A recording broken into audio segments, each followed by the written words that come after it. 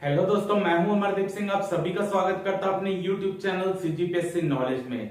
दोस्तों, जो हमारी आजीविका की वीडियो सीरीज चल रही थी उसमें हमने ग्रामोद्योग वाले पार्ट को कवर कर लिया था। उसके 6 वीडियो थे, हमने पूरा कवर कर लिया है। आज की क्लास से जो हम आजीविका का दूसरा टॉपिक पढ़ने वाले हैं वो है स्व सहायता समूह। इस टॉपिक से आपके पेपर में 5 से 6 क्वेश्चन आना तय है, तो ये टॉपिक आपके लिए काफी ज्यादा इंपॉर्टेंट होने वाला है। इस टॉपिक का एक छोटा भाग हमने राष्ट्रीय ग्रामीण आजीविका मिशन और स्वर्ण जयंती ग्राम स्वरोजगार योजना जब पढ़ी थी तो ग्रामीण विकास वाले पार्ट में इसका कवर किया हुआ है। लेकिन इस पार्ट में हम स्व सहायता समूह को पूरा डिटेल में पढ़ेंगे कि स्व सहायता समूह होता क्या, उसके उद्देश्य क्या है, उसके नियम कैसा होता है, प्रबंधन कैसा होता है, समूह के प्रकार क्या है। ये पूरे पार्ट जो है हम यहाँ पर कवर करने वाले हैं। ठीक है, जो हम ग्रामीण विकास में कवर किए थे उसका भी पार्ट इसमें ऐड रहेगा। यानी आपको यहाँ स्व सहायता समूह का वो पार्ट भी कवर करना है जो हम ग्रामीण विकास में कवर कर चुके हैं। उसको मैं मोटा मोटी एक रफ आपको फिर से एक रिवीजन टाइप का करा दूंगा, और साथ ही साथ जो है हम एक्स्ट्रा पार्ट भी साथ ही साथ कवर करते हुए जाएंगे। तो स्व सहायता समूह के पार्ट का क्वेश्चन आपके आजीविका में भी आने हैं और साथ ही साथ आपके ग्रामीण विकास पार्ट में भी आने हैं। तो ये एक पार्ट आपके लिए बहुत ज्यादा इंपॉर्टेंट है, इसको अच्छे से कवर कीजिएगा।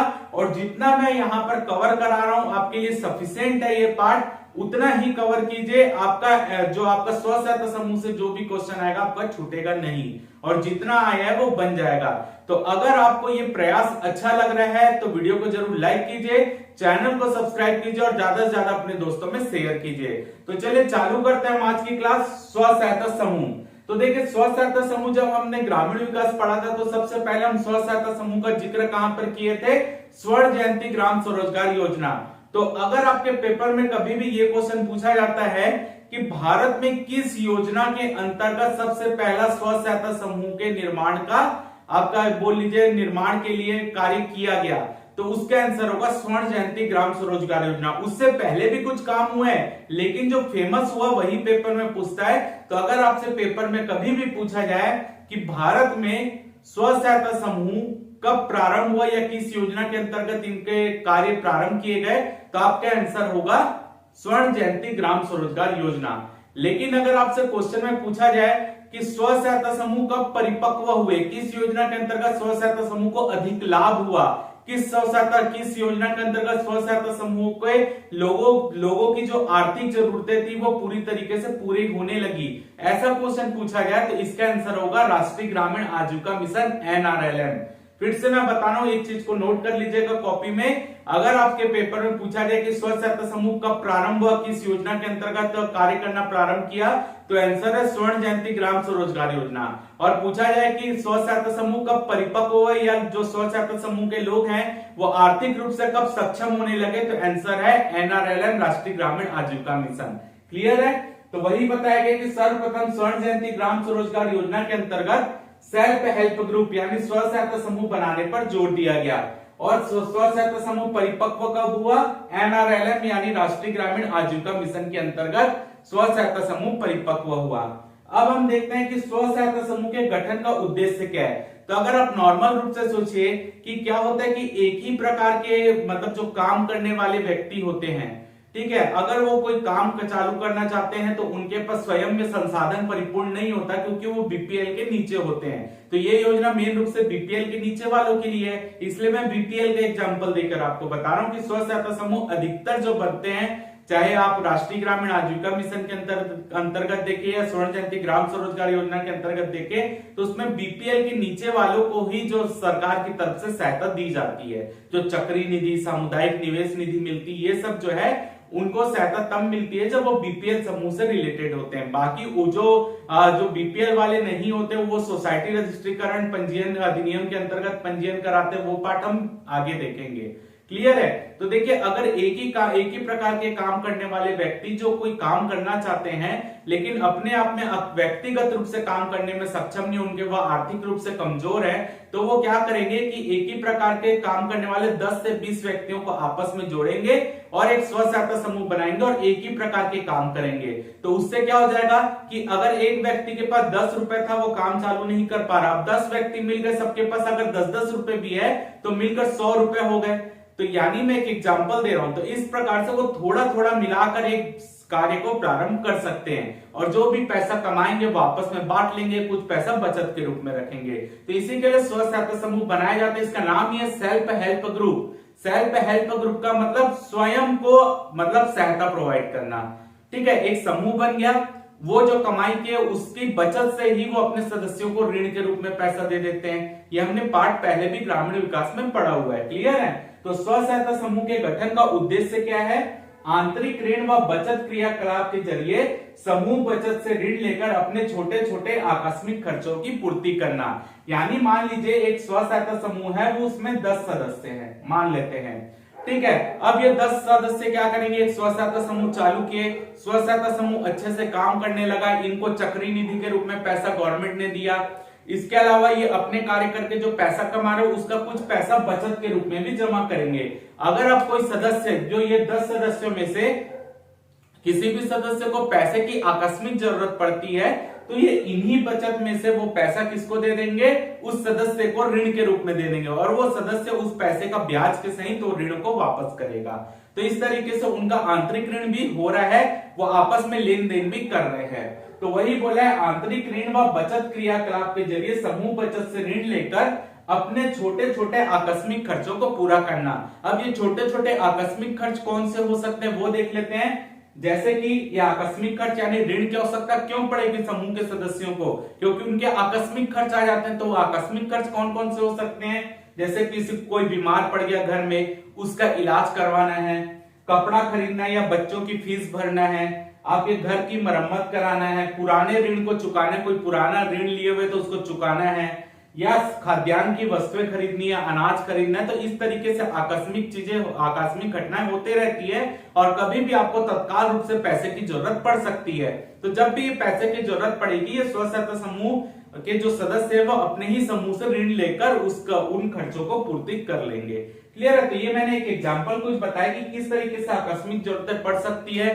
कोई बीमार पड़ जा रहा है, किसी को खाद्यान्न की आवश्यकता पड़ जा रही है, बच्चों की फीस भरनी है, कपड़े खरीदने हैं, जो भी करना है, पुराने ऋण को चुकाना है, घर की मरम्मत करना है, तो ये सब कुछ आकस्मिक खर्च आते हैं। तो इन खर्चों की पूर्ति के लिए स्व सहायता समूह ऋण देता है। ठीक है, तो अपने ही सदस्यों को, याद रखिए मैंने एग्जांपल दिए, ये खर्चे और ये टाइप और भी हो सकते हैं। मैं केवल एग्जांपल के लिए बता रहा हूं कि कैसे कैसे आकस्मिक खर्च आते हैं। अगला देखते हैं, एक स्व सहायता समूह में बीपीएल सदस्यों की संख्या 10 से 20 हो सकती है। ये पिछले बार के वीडियो का क्वेश्चन भी है कि एक स्व सहायता समूह में कितने सदस्य हो सकते हैं? 10 से 20 सदस्य हो सकते हैं। और यहाँ पर याद रखिए ये बीपीएल सदस्य होंगे। ठीक है, क्योंकि हमारे जो सिलेबस है वो बीपीएल से संबंधित है। ठीक है, तो याद रखिएगा एक स्व सहायता समूह में बीपीएल सदस्यों की संख्या 10 से 20 हो सकती है। ठीक है, ये आया हुआ याद रखिएगा। एक व्यक्ति एक से अधिक स्व सहायता समूह का सदस्य नहीं हो सकता। यानी अगर कोई व्यक्ति एक स्व सहायता समूह का सदस्य है तो किसी अन्य स्व सहायता समूह का सदस्य नहीं बन सकता। एक व्यक्ति एक ही स्व सहायता समूह का सदस्य बनेगा। अगला पॉइंट, यदि स्व सहायता समूह में सदस्यों की संख्या 20 से ज्यादा हो तो उसे छत्तीसगढ़ सोसाइटी रजिस्ट्रीकरण अधिनियम के तहत पंजीकृत कराना होगा। यानी अभी हम क्या पढ़ रहे हैं, एक स्व सहायता समूह में सदस्यों की संख्या 10 से 20 होती है। अगर सदस्यों की संख्या 10 से 20 के बीच में है तो वो स्व सहायता समूह अपने नियम बनाने के लिए स्वतंत्र होता है। यानी उस स्व सहायता समूह को कार्य कैसे करवाना है उसके नियम स्वयं स्व सहायता समूह के सदस्य बनाते हैं। लेकिन अगर उस स्व सहायता समूह में सदस्यों की संख्या 20 से ज्यादा हो गई है तो उस स्व सहायता समूह को छत्तीसगढ़ सोसाइटी रजिस्ट्रीकरण पंजीयन के अंतर्गत अपना पंजीयन कराना पड़ेगा। छत्तीसगढ़ सोसाइटी रजिस्ट्रीकरण अधिनियम के तहत उनको पंजीयन कराना पड़ेगा। कब? अगर स्व सहायता समूह में सदस्यों की संख्या 20 से ज्यादा है। तो आप खुद सोचिए कि अगर उनका पंजीयन, अगर उनमें सदस्यों की संख्या 20 से ज्यादा है और वो पंजीयन करा रहे हैं इस अधिनियम के अंतर्गत, तो इस अधिनियम के अंतर्गत कुछ नियम भी बताए गए होंगे कि स्व सहायता समूह का परिचालन कैसे करना है। तो सीधी सी बात है, अगर किसी स्व सहायता समूह में सदस्यों की संख्या 20 से ज्यादा होती है तो वो सोसाइटी पंजीकरण अधिनियम के अंतर्गत अपना पंजीयन कराएंगे। और वो स्व सहायता समूह कौन से नियम के अंतर्गत चलेगा? इस नियम के अंतर्गत। यानी इस नियम में जो अपने नियम बताए गए हैं कि स्व सहायता समूह का परिचालन कैसे करना है, उनकी बैठक कैसी होनी है, उनमें अध्यक्ष का चुनाव कैसे होना है, सदस्य कैसे बनते हैं, वो सब नियम अब इस अधिनियम के अंतर्गत चलेगा। यानी अगर किसी स्व सहायता समूह में सदस्यों की संख्या 10 से 20 है तो स्व सहायता समूह अपने नियम बनाने के, यानी स्व सहायता समूह कैसे कार्य करेगा, उसका प्रबंधन कैसे होगा, वो नियम बनाने के लिए स्वतंत्र होता है। लेकिन अगर सदस्यों की संख्या 20 से ज्यादा हो जाती है तो वो स्व सहायता समूह इस अधिनियम के अंतर्गत पंजीयन कराना पड़ेगा, और साथ ही साथ उस स्व सहायता समूह का प्रबंधन के नियम इस अधिनियम के अंतर्गत जो बताए गए हैं, वो स्व सहायता समूह वैसा पंजीयन अपना उस नियम के अंतर्गत चलेगा। क्लियर है ये चीज। अगला पॉइंट देखते हैं, विकलांग व्यक्तियों या दुर्गम क्षेत्र जैसे पहाड़ी, मरुभूमि या बिखरी आबादी वाले क्षेत्र में एक स्व सहायता समूह में सदस्यों की संख्या 5 से 20 हो सकती है। यानी नॉर्मल स्थिति में अगर आपसे पूछा जाए स्व सहायता समूह में कितने सदस्य होंगे, तो 10 से 20। अगर विकलांग व्यक्तियों का समूह बन रहा है, यानी दिव्यांग व्यक्तियों का, या आपका दुर्गम पहाड़ी क्षेत्र, मरुभूमि क्षेत्र या बिखरी आबादी वाले क्षेत्र में अगर कोई स्व सहायता समूह बन रहा है तो उसमें सदस्यों की संख्या 5 से 20 भी हो सकती है। सेम है, अगर 20 से ज्यादा करना हो तो उनको सोसाइटी पंजीकरण अधिनियम के अंतर्गत पंजीयन कराना पड़ेगा, सेम वैसे ही।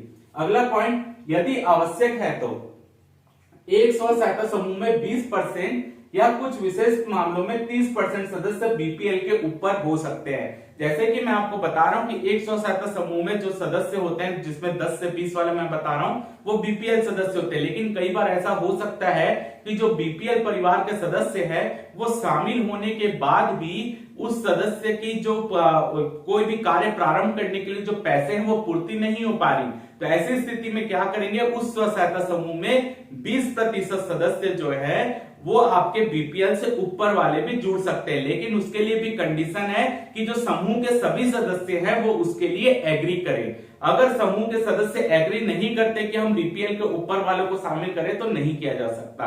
क्लियर है। तो एक समूह में यदि आवश्यक है तो 20% या कुछ विशेष मामलों में, अगर समूह में पैसे बहुत ही कम हो जा रहे हैं तो विशेष मामलों में 30% तक हो सकता है। तो 20 से 30% तक इसमें बीपीएल के ऊपर वाले सदस्य शामिल हो सकते हैं।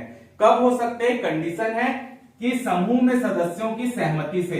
यानी मान लीजिए एक समूह में 15 सदस्य थे, अब उसमें बीपीएल से ऊपर 3 सदस्यों को शामिल करना है मान लेते हैं, तो ये 15 के 15 सदस्य एग्री होना चाहिए कि हम इस 3 को शामिल करना चाहते हैं। अगर ये एग्री नहीं कर रहे हैं या उनमें से कोई भी एक एग्री नहीं कर रहा है तब भी ये 3 सदस्य शामिल नहीं हो सकते, याद रखिएगा।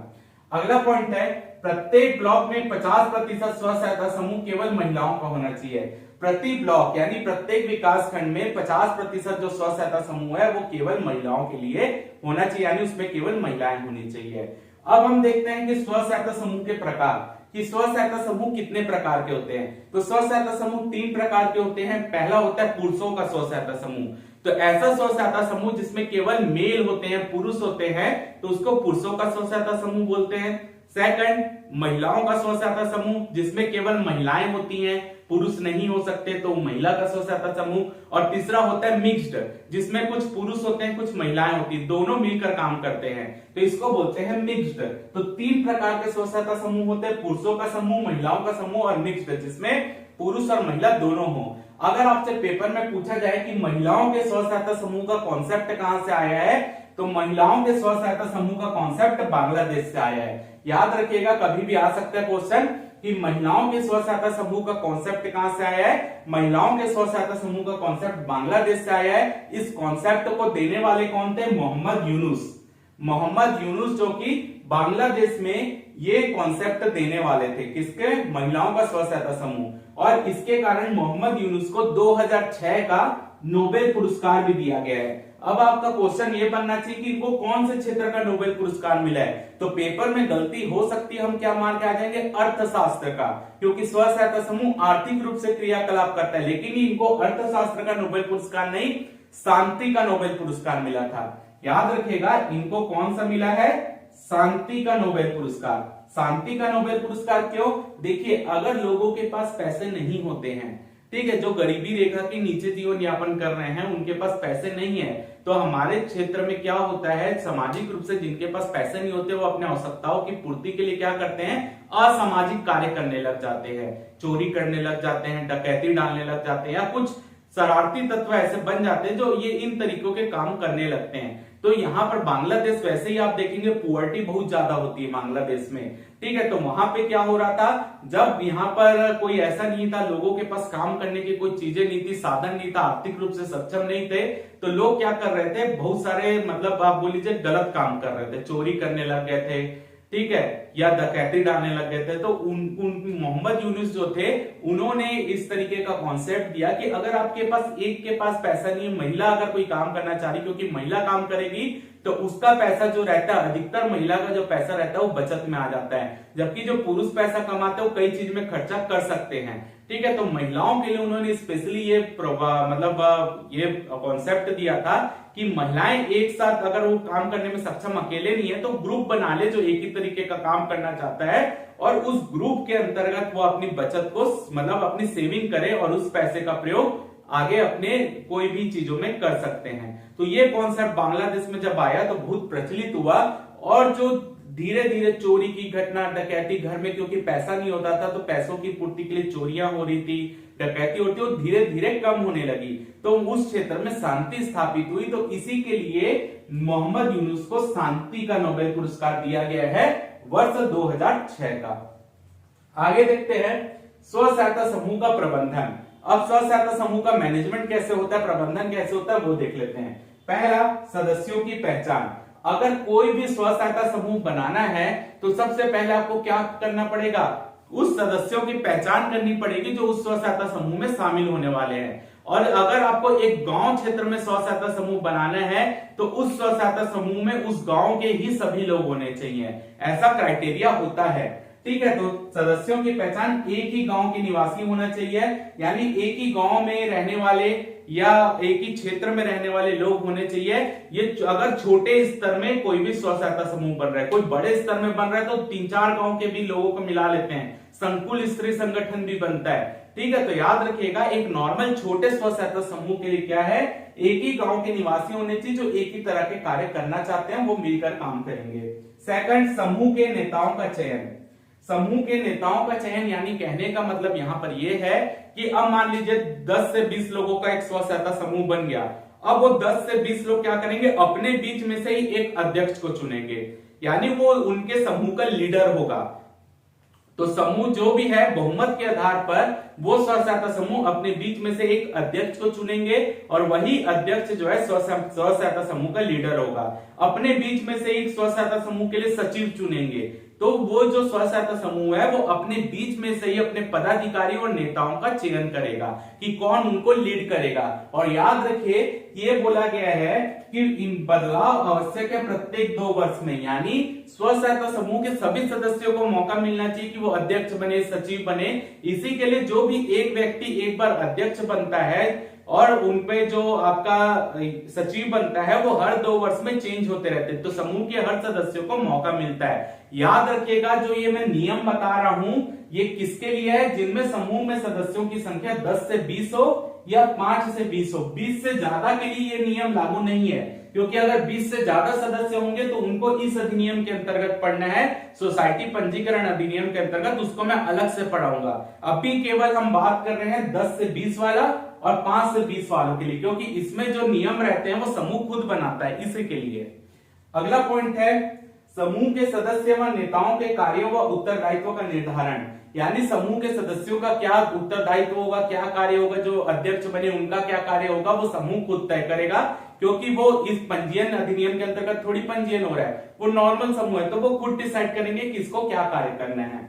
जैसे क्या क्या कार्य हो सकते हैं, जैसे समूह की बैठक का अनुशासन से संचालन, यानी जो अध्यक्ष होगा वो ये तय करेगा कि जो समूह की बैठक होती है वो अच्छे से हो, ठीक है। सभी सदस्यों के मध्य एकता की भावना रहो, यानी ऐसा ना हो कि जो सभी सदस्य आपस में ही लड़ रहे, नहीं ये पैसा मेरा ये मेरा है, ऐसा नहीं, उनके मध्य एकता की भावना को पैदा करना ये भी अध्यक्ष का ही काम है, ठीक है। ये एक एग्जाम्पल हो गया, इस तरीके के और कार्य भी होते हैं। अगला है नियमों को बनाना व पालन करना। जैसे कि मैंने बताया कि अगर स्व सहायता समूह में सदस्यों की संख्या 10 से 20 है या 5 से 20 है तो ऐसी स्थिति में स्व सहायता समूह के नियम बनाने के लिए स्व सहायता समूह स्वयं में सक्षम है।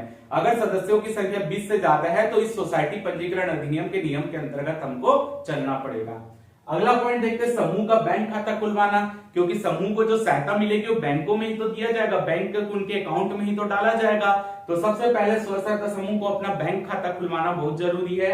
अगला है समूह कोष का चक्रीय परिवर्तन। जैसे कि मैंने आपको ग्रामीण विकास पढ़ाते समय बताया था कि एक समूह को चक्रीय निधि के रूप में 15,000 रुपए राशि मिलती है, उस राशि का प्रयोग वो अपने ही सदस्यों को ऋण देने के लिए कर सकते हैं। तो वही चक्रीय निधि है, उसको मैंने ग्रामीण विकास में पढ़ाया हुआ है, इसको मैं और डिटेल में जब हमारा इसको अगली क्लास होगी तो उसमें और मैं बता दूंगा।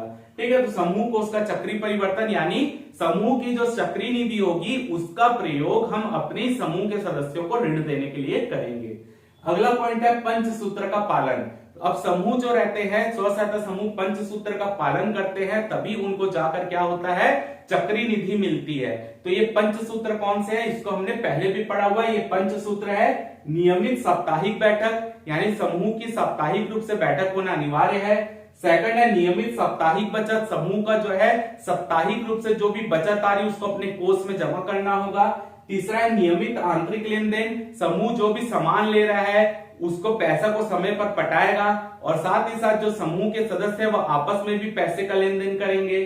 चौथा है नियमित ऋण वापसी, जो समूह जो है, ठीक है, जो समूह को ऋण मिलता है वो ऋण की समूह समय समय पर उसकी वापसी करते रहेगा। जो तय सीमा उसके अंतर्गत समूह जो भी ऋण लिया है, समूह को जो राशि ऋण के रूप में प्राप्त होती है वो ऋण निरंतर लौटाते रहेगा समूह।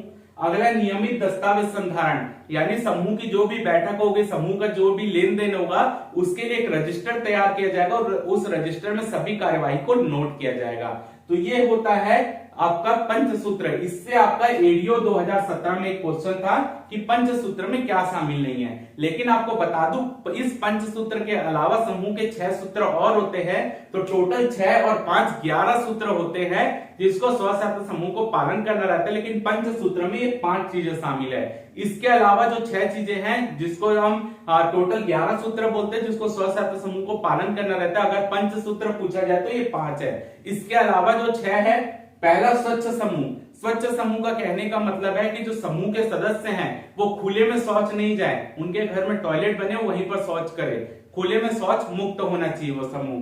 सेकंड है सुशिक्षित समूह, साक्षर होने चाहिए, जो लोग उसमें शामिल है कम से कम पढ़े लिखे हो। नशा मुक्त समूह, समूह के सदस्य कोई नशा वशा ना करता हो। ये शुरुआत में है, बाद में तो भाई सब जन करने लग जाते हैं। ठीक है, जब समूह बन रहा है तो ये मतलब मेन मकसद ये है कि समूह जब मीटिंग हो रही है तो कोई शराब वराब पीकर वहां पर ना आए। ठीक है, बाकी तो वो नॉर्मल रूप से जो घर में कर रहे हो तो करते ही रहते, उसमें कोई वो नहीं है। फोर्थ है स्वस्थ समूह, समूह के सदस्य स्वस्थ रहने चाहिए। फिफ्थ है सुपोषित समूह, यानी सदस्यों में किसी को कुपोषण नहीं होना चाहिए, उनके घर के सदस्यों को कुपोषण नहीं होना चाहिए। छठवा है समूह व ग्राम सभा में सहभागिता, जिस भी गांव में समूह बना है तो ग्राम सभा से उसका अच्छा इंटरेक्शन होना चाहिए, दोनों आपस में अच्छी सहभागिता भागीदारी होनी चाहिए, दोनों एक दूसरे से मिलजुल कर काम करना चाहिए। क्लियर है? तो ये आपका पंचसूत्र, पंचसूत्र के अलावा 6 सूत्र और है, टोटल 11 सूत्र आपके स्व सहायता समूह से रिलेटेड है। लेकिन जब पंचसूत्र का पालन होने लग जाता है तो चक्रीय निधि के लिए समूह पात्र हो जाता है।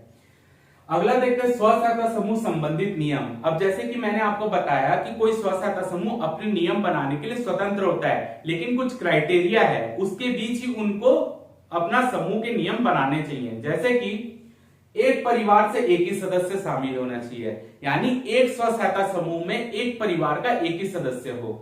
जैसे कि यहां पर मैंने क्या बताया, एक सदस्य जो है वो एक ही स्व सहायता समूह का सदस्य बन सकता है, और यहां पर क्या है, एक परिवार से एक सदस्य है, यानी मान लीजिए एक परिवार में 4 सदस्य हैं, तो उस 4 सदस्य में से कोई एक सदस्य एक स्व सहायता समूह का सदस्य बनेगा, बाकी 3 सदस्य अलग अलग स्व सहायता समूह के सदस्य बन सकते हैं, लेकिन कोई एक व्यक्ति ही एक परिवार का एक स्व सहायता समूह में शामिल होगा। तो एक परिवार से एक सदस्य होना चाहिए।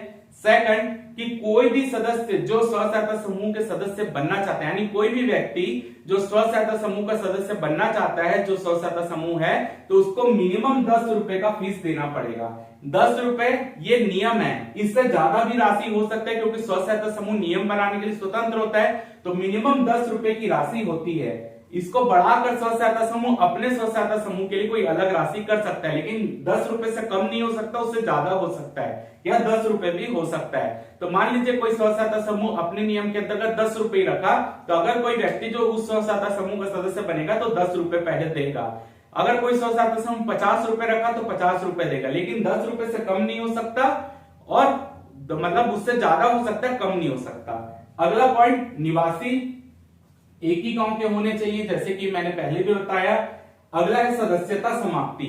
अगर यहाँ पर नियमों का उल्लंघन करता है, अगर कोई स्व सहायता समूह का कोई सदस्य नियमों का उल्लंघन करता है या उसकी मृत्यु हो जाती है या बैठक में वो नियमित रूप से नहीं आ रहा है, तो ऐसी स्थिति में उसकी सदस्यता को समाप्ति की जा सकती है। इसके लिए नियम कौन बनाएगा? स्व सहायता समूह। ठीक है, जो स्व सहायता समूह वो नियम बनाएगा कि अगर कोई सदस्य कितने दिन तक बैठक में नहीं आता या वो ऋण की वापसी ठीक से नहीं कर रहा है या नियमों का उल्लंघन कर रहा है, तो वो उसकी सदस्यता को खत्म कर सकते हैं। उसके लिए नियम हर स्व सहायता समूह अपने तरीके से बनाता है। ठीक है, उसके लिए कोई ऐसा एक स्व सहायता समूह का फिक्स नहीं है, वो अपने अपने नियम बनाते हैं कि 3 बैठक में लगातार नहीं आया तो उसकी सदस्यता खत्म, कोई बनाएगा 4 बैठक में नहीं आया तो सदस्यता खत्म। तो ये नियम बनाने के लिए स्व सहायता समूह स्वतंत्र होता है। अगला है सदस्यता की आयु, यानी सदस्यों की आयु। तो जो स्व सहायता समूह में सदस्य शामिल होंगे उनकी मिनिमम आयु 18 वर्ष हो सकती है, अधिकतम आयु 65 वर्ष हो सकती है। यानी आपको अगर ये तय है कि अगर किसी स्व सहायता समूह में कोई सदस्य शामिल हो रहा है तो उसकी आयु 18 से तो ज्यादा होनी चाहिए। और यहाँ पे वीडियो बंद हो गया था तो मैं फिर से बता दे रहा हूं कि सदस्यों की आयु जो है वो 18 से 65 वर्ष के बीच में होनी चाहिए। कहने का मतलब ये है कि ये तय है कि जो सदस्य होंगे वो 18 से 65 वर्ष के बीच में होंगे। कोई स्व सहायता समूह हो सकता है कि ये तय कर दे कि उनमें सदस्यों की आयु 18 से 58 वर्ष हो, कोई तय कर दे कि उनके सदस्यों की आयु 18 से 55 वर्ष हो।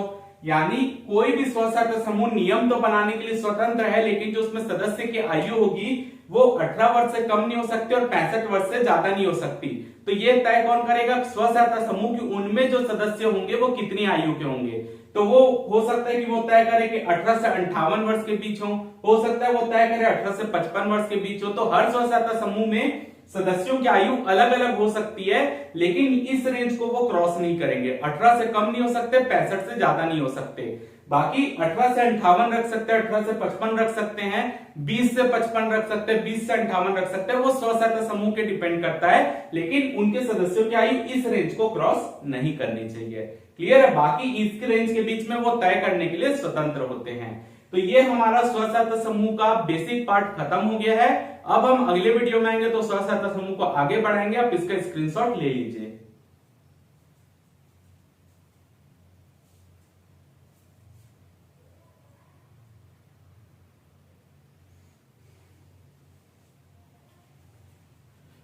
तो उम्मीद करता हूं आपको आज की क्लास अच्छी लगी होगी। अगर आपको वीडियो अच्छा लगा तो वीडियो को जरूर लाइक कीजिए, चैनल को सब्सक्राइब कीजिए, ज्यादा से ज्यादा शेयर कीजिए। फिलहाल के इस वीडियो में सिर्फ इतना ही।